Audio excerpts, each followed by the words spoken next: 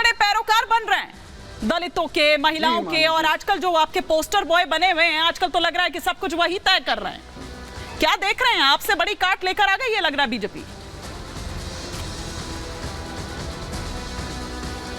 चारू, जो आपका सवाल है बहुत अच्छा सवाल है, और एक सवाल जो आपका है, पोस्टर बॉय नहीं है, वो कहीं न कहीं कमेरा वर्ग के एक नेता हैं और इस देश के और उत्तर प्रदेश के विधानसभा के कई बार के सदस्य रहे हैं, कैबिनेट मिनिस्टर रहे हैं। तो मैं आपसे अपेक्षा जरूर करूंगा कि कम से कम उनके प्रति और समाजवादियों के प्रति आप कम से कम संसदीय भाषा का प्रयोग करेंगी। तो समाजवादी पार्टी पोस्टर बॉय नहीं बन रही है। समाजवादी पोस्टर बॉय में क्या आपत्ति है?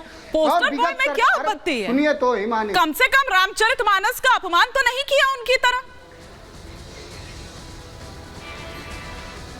तो कोई रामचरितमानस का उन्होंने अपमान नहीं किया। अच्छा।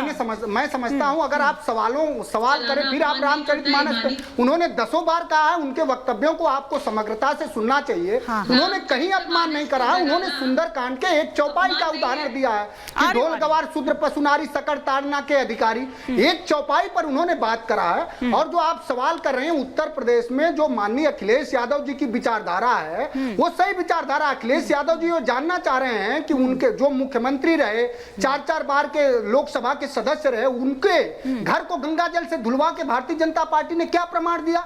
इस देश में पिछड़ों को यही दिखाया भारतीय जनता पार्टी ने कि चाहे आप जो बन जाएं, आपको घृणा और तिरस्कार के दृष्टिकोण से ही सामंती विचारधारा भारतीय जनता पार्टी देखती रहेगी। बिहार में एक चुने हुए मुख्यमंत्री को डीएनए खराब बताया गया। आप तो ये समझती होंगी, अच्छे से समझती होंगी कि जब किसी को यह कह दिया जाए कि आपका डीएनए खराब है तो कितनी खराब बात है। और वही बिहार में, उसी बिहार में आपको थोड़ा पीछे ले जाना चाहूंगा, जगदेव बाबू कुशवाहा जिन्होंने कहा कि 10 का शासन 90 पर नहीं चलेगा। मनोज सिंह काका जी, डीएनए को छोड़िए, जरा हृदय, ये जो हृदय परिवर्तन हुआ है, ये हृदय परिवर्तन आखिर कैसे हो गया है? और ये काशीराम प्रेम जो आप मूर्ति का कहीं अनावरण कर रहे हैं, कहीं कुछ कर रहे हैं, ये अचानक से ये प्रेम कैसे जाग गया है?